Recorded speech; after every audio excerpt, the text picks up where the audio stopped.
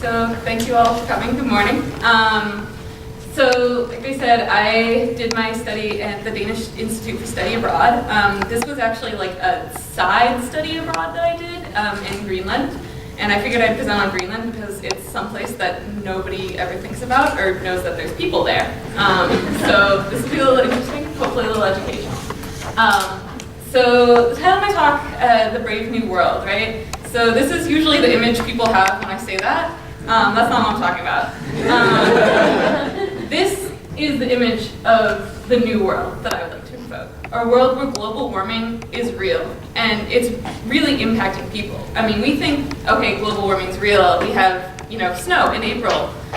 But in Greenland, this is impacting them in a completely different way, because Greenland is not Chicago. Greenland is not an industrialized nation, and there's people who live there, who have lived there for hundreds of years in a very nomadic hunter-gatherer lifestyle. And global warming is really impacting the way that they're living. So that's really what I'm going to talk about. So global warming, so in the 90s, about 55 billion tons were melting from the Greenlandic ice sheet annually. That has gone up to 290 billion tons per year that's melting into the ocean.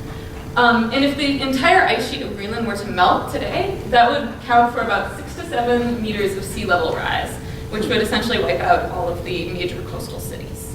So alone, Greenland currently accounts for about 10% of global sea level rise that we see. So the statistics you hear about, that's 10% of that is just Greenland. And as you can see, the amount of the ice caps that are melting in Greenland every year is increasing at a really alarming rate. And in 2012, which is really recently, they actually went up to 97% of the entire ice sheet was at some point melting. That's essentially the equivalent of 3 Texases worth of ice that's melting into the ocean. That's a lot. Coming from Texas, I think. But this is not a talk about global warming either. Hopefully, I'm just going to give some perspective. This is what my talk is about. It's about global warming and how it's impacting the people who live in Greenland. And have continued to live there through lots of hardships and have really adapted to this amazing, really difficult and harsh climate, and have really thrived there. And the world is adapting at such a rate that they can't keep up with it, and it's really impacting the way they live. So, like I said, we were there to do research. The bottom right-hand corner, that's Professor Henning Ting of the Ice and Climate Society of Denmark. He brought about 15 of us there to do research. The top is at Radio Afterfremik, which is the radio tower studying the Aurora Borealis and glacial melt and things like that. Somewhat arguable about how much research we actually got done, but it was pretty fun.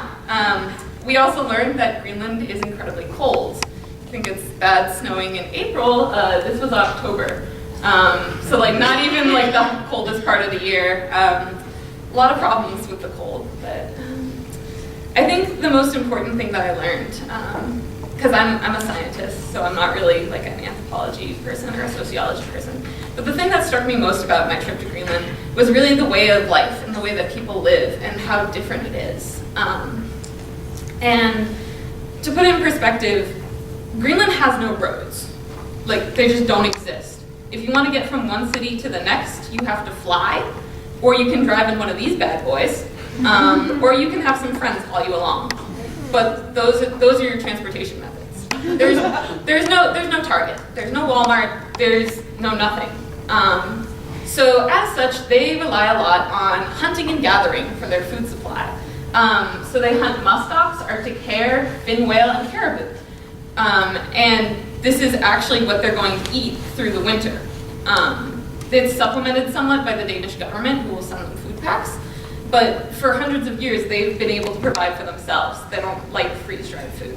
And they completely rely on hunting. As a vegetarian, I can't say I much enjoyed it, but they really enjoyed it. So global warming is impacting this hunter-gatherer lifestyle. This is not my photo, by David McLean, who works in National Geographic.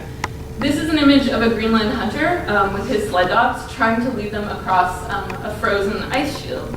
And the ice is so thin that the dogs can sense that it's not going to support their weight. And this essentially means that the Greenlander is not going to get food that month, that they're not going to be able to stockpile for the winter, that they're going to have to rely on government subsidies and really lose their cultural and independent heritage.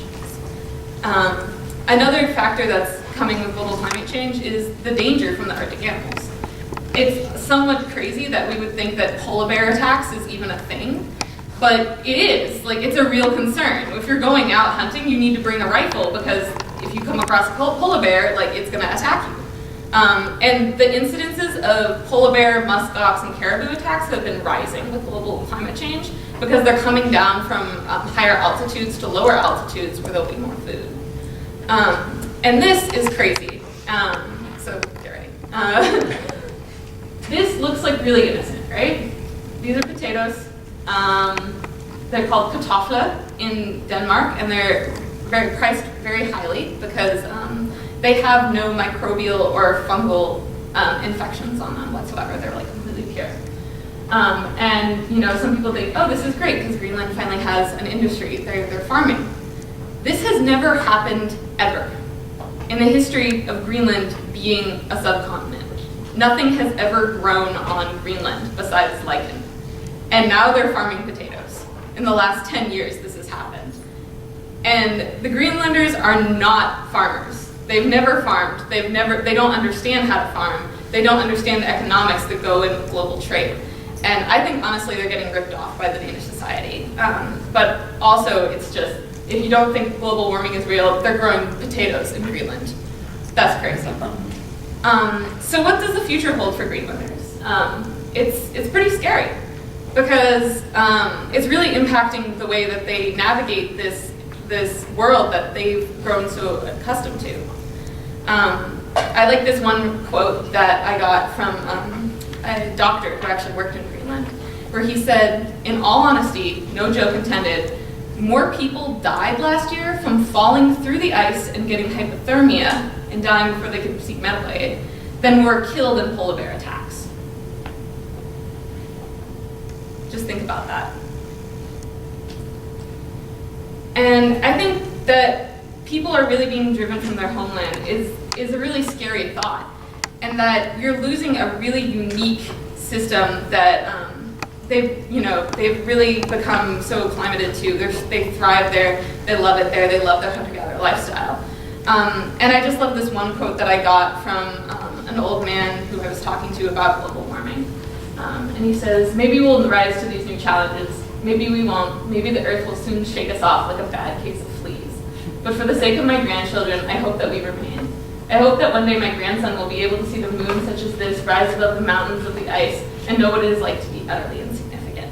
And I think Greenland is one of these places that you can really feel that insignificance.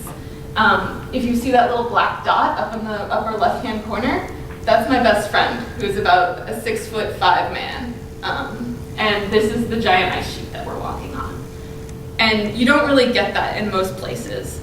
So this is a really unique place, and it's sad that global warming is like driving these people away. So anyway, that's my talk. I hope you learned something. Thanks for listening.